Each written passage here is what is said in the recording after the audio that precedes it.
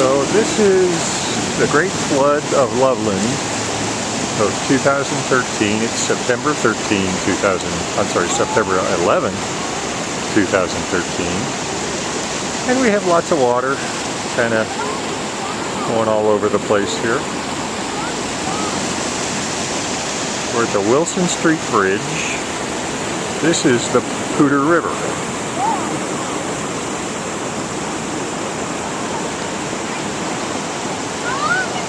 And it's kind of washed out the bike lane here.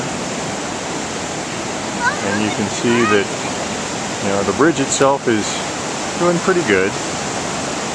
We're due for some more rain tonight.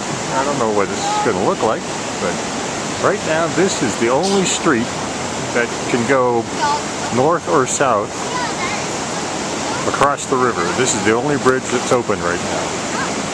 So it's a very busy bridge. There's a lot of water.